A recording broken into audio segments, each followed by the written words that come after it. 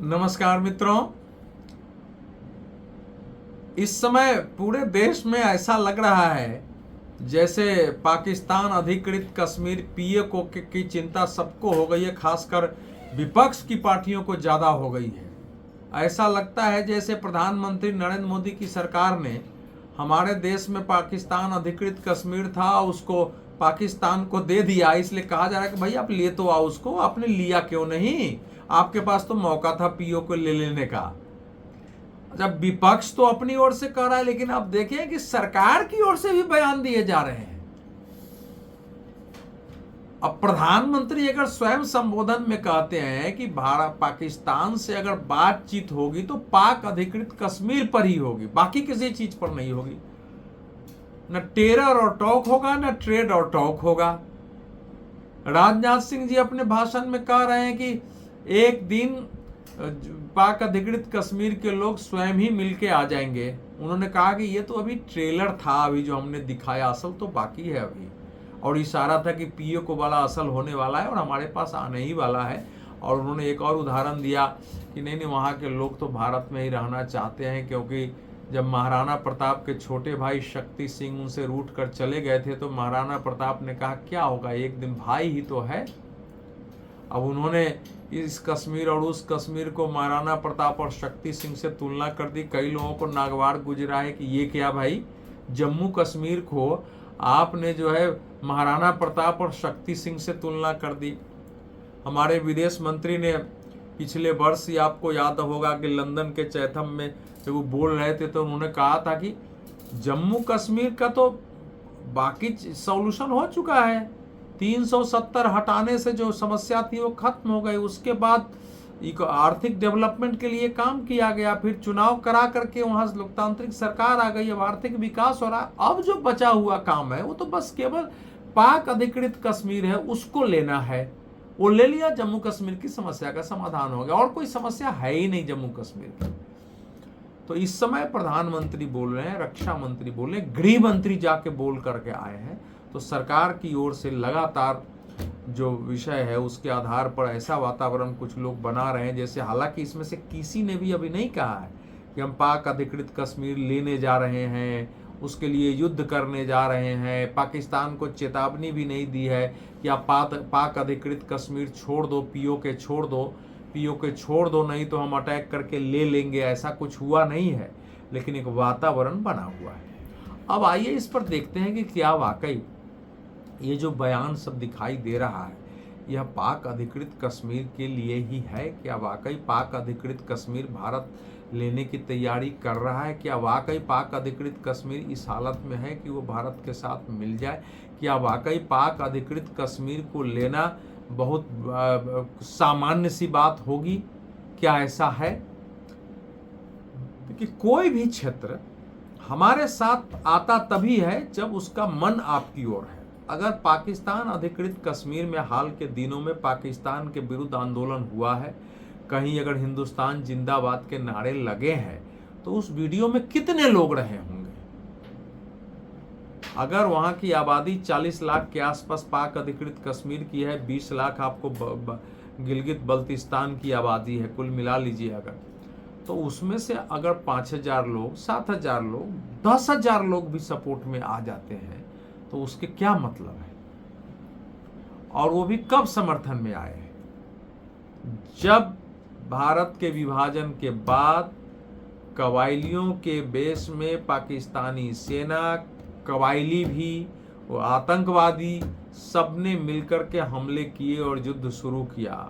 तो क्या उस समय जो आज पाक अधिकृत कश्मीर है, क्या उसने भारत का साथ दिया था? क्या भारत का नारा लगाया था कि हम भारत के साथ जाएंगे?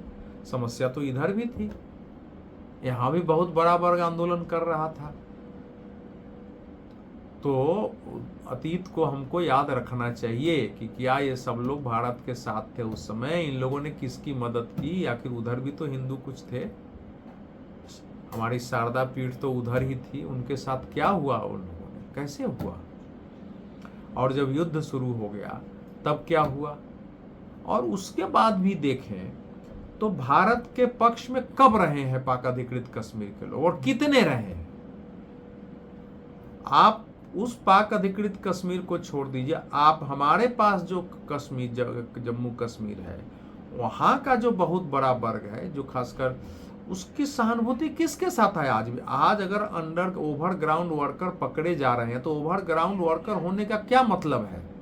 आतंकवाद का समर्थन करना। आतंकवाद कौन भेजता है? पाकिस्तान। तो ये सब पाकिस्तान का समर्थन कर रहे हैं, इनकी सहानुभूति नहीं, इनका समर्थन पाकिस्तान के साथ है और भारी संख्या में है।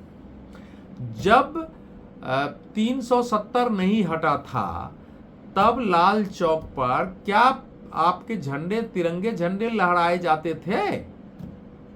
हर 15 अगस्त 26 जनवरी को पाकिस्तान के झंडे फहराते थे वहां लाल चौक पर, और जो टावर है उस पर बहुत बड़ा चढ़ के लोग लहराते थे, अल्लाह अकबर के नारे लगते थे, हिंदुस्तान मुर्दाबाद, इंडिया गो बैक के नारे लगते थे, पाकिस्तान जिंदाबाद, हमारा तुम्हारा रिश्ता क्या, ला इलाही इल्लल्लाह के नारे लगते थे।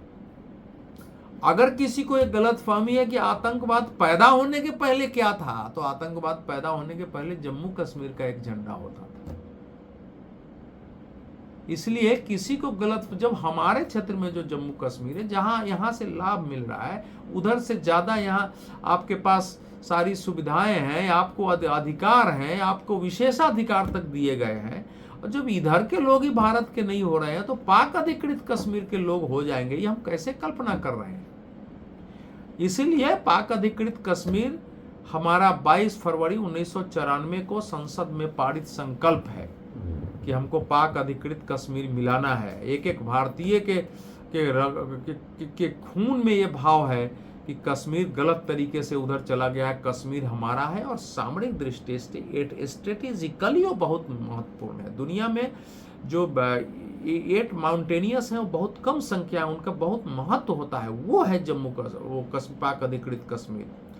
और जो हमारे समय में जो मध्यकाल में, उसके पार अंग्रेजों के आने तक, जो पूरा मध्य एशिया से लेकर के और आगे तक जो व्यापार का मार्ग था वहीं से होकर जाता था, वो बहुत महत्वपूर्ण क्षेत्र रहा है हमारे लिए।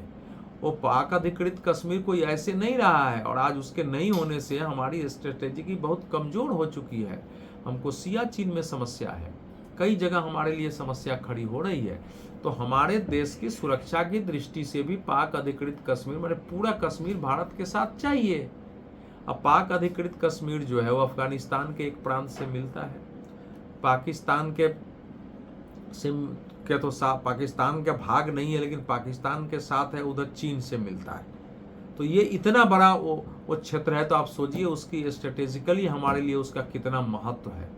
लेकिन इसको अब इस समय अगर पाकिस्तान से हम अगर पाक अधिकृत कश्मीर के लिए कोशिश करते हैं, ऐसे तो होगी नहीं, मान लीजिए हम लड़ाई लड़ते हैं, तो ये भी ध्यान रखना चाहिए कि पाक अधिकृत कश्मीर में से सक्शमस घाटी करीब 5,500 किलोमीटर पाकिस्तान ने चीन को दे दिया हुआ है, और इधर मिला लीजिए गिलगित बल्तिस्तान से लेके पाक अधिकृत कश्मीर दोनों को एक साथ मिला के देखिए तो इसके करीब 7,500 किलोमीटर से थोड़ा ज़्यादा काराकोरम जो है मार्ग के लिए दे दिया है चीन को, जहां उसने पूरा हाईवेज बना लिया हुआ है वहां से।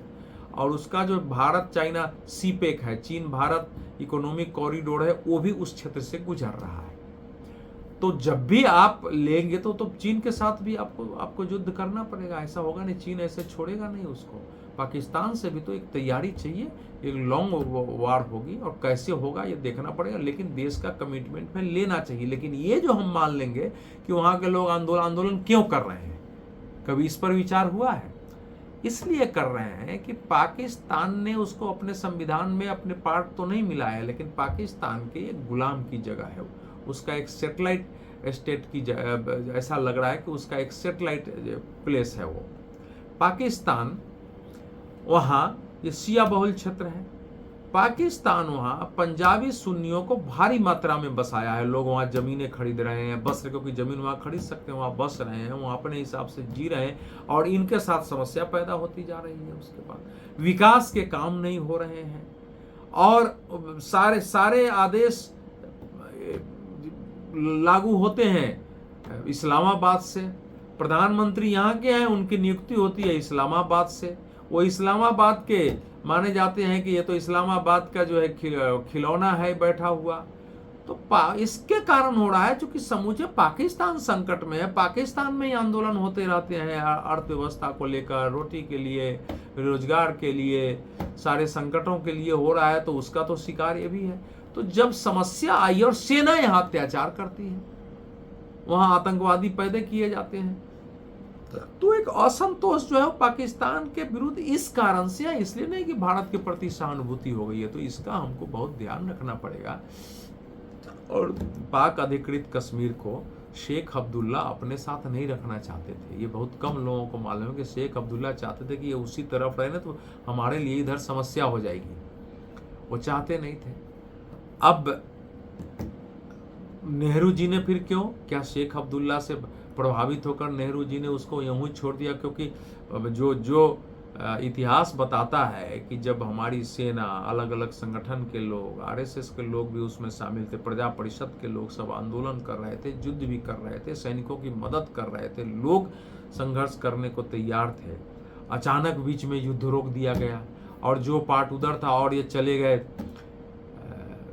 United nation. सरदार वल्लभ भाई पटेल ने यूनाइटेड नेशन जाने के लिए मना किया, दूसरे नेताओं ने उसका विरोध किया, श्यामा प्रसाद मुखर्जी ने विरोध किया, सबने उसका विरोध किया।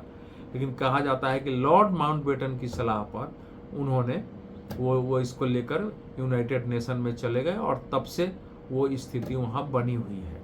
तो जो लोग आज कह रहे हैं कि लिया क्यों नहीं, उनको ये भी हिस्ट्री याद रखना चाहिए कि दिया किसने था।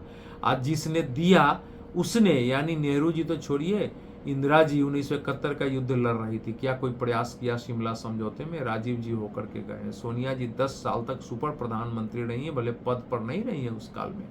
एक बार भी बताइए कि पाकिस्तान से लड़ने तक का भी मादा, कूटनीतिक रूप से उसको चुनौती देकर परास्त करने का भी मादा यूपीए सरकार ने दिखाया हो? तो आप इस समय कह रहे हो हमारे देश में भी है कि लिया क्यों नहीं, लिया क्यों नहीं, लिया क्यों नहीं। तो जब भी पाक अधिकृत कश्मीर हमको मिलना चाहिए, लेकिन वो इस ढंग से इतना आसान भी नहीं है। उसके फैक्ट जानने पड़ेंगे, इसकी तैयारी करनी पड़ेंगे कि एक जम्मू कश्मीर में हजारों की संख्या में ओवरग्राउंड वर्कर हमारे पास हो रहे हैं और जो कहते हैं कि हमारा तुम्हारा रिश्ता क्या, ला इलाही इल्लल्लाह, वो उतनी संख्या आ जाएगी। गिलगित बल्तिस्तान तो पाक अधिकृत कश्मीर का भाग भी नहीं है, उससे कम उसका क्षेत्रफल 5 गुना बड़ा है। ये आबादी भले कम है, 20 लाख है, वही क्यों नहीं मिल जा रहा है? तो ये इस समय की परिस्थिति अगर आप देखेंगे तो सरकार की ओर से बात करना स्वाभाविक है। मुझे ये लगता है कि ऑपरेशन सिंदूर के साथ नरेंद्र मोदी सरकार ने ये नीति बनाई है कि रास्ता एक ही है कि पाकिस्तान खंड खंड होकर टूट जाए। और उसके लिए अगर उसके लिए एक स्ट्रेटेजिकली अगर बयान दिया जा रहा है कि बस पाक अधिकृत कश्मीर तो हमने लिया, अब वो लेना ही है ताकि यहां भी विद्रोह हो, और जो विद्रोह जगह जगह हो रहा है वो और सुलगे और भारत उसमें मदद करे, रणनीतिक रूप से ठीक है, उसकी तैयारी भी हो ठीक है, वो परिस्थिति भी किया जाए ठीक है, लेकिन पाक अधिकृत कश्मीर को रखेंगे कैसे, कहाँ लेंगे, इसका निर्णय भी हमको उस रूप में करना पड़ेगा। पाकिस्तान न रहे, ये पाकिस्तान के हित में भी है, वहां के लोगों के हित में कि धरती से पाकिस्तान का नामो निशान मिट जाए, और भारत के हित में भी है। इस पर कभी आगे अलग से चर्चा करूंगा, लेकिन मुझे अब मेरी समझ है कि पाक अधिकृत कश्मीर की बात पाकिस्तान के विखंडन की गति को, यानी पाकिस्तान के धरती से समाप्त होने की भूगोल रूप से उसकी गति को, उसके टूटने की, उसके मरने की गति को थोड़ा तेज करने के लिए, ज्यादा तेज हो, उसकी और भी कई स्तरों से कोशिश हो रही होगी सरकार के स्तर पर, जो अभी दिखाई नहीं दे रहा है। उसमें पाक अधिकृत कश्मीर एक है। जब पाकिस्तान टूटने लगेगा तो पाक अधिकृत कश्मीर के पास भारत के साथ आने के अलावा कोई चारा रहेगा ही नहीं, और उस समय जब युद्ध शुरू होगा तो फिर चीन से तो हमको आज न कल लड़ना ही है, क्योंकि तिब्बत की मुक्ति के बगैर चीन हमारा पड़ोसी बना रहेगा, उसके बगैर तो चीन वो हो गया तो चीन हमारा पड़ोसी नहीं है। तो ये सब एक दूसरे से मिले जुले विषय हैं, लेकिन सरकार अगर इतना कर रही है तो निश्चित रूप से सरकार के पास कुछ लंबी योजना है, लेकिन हमको इसकी चुनौतियों का, इसकी यथार्थ का भी ध्यान रखना चाहिए। बहुत बहुत धन्यवाद।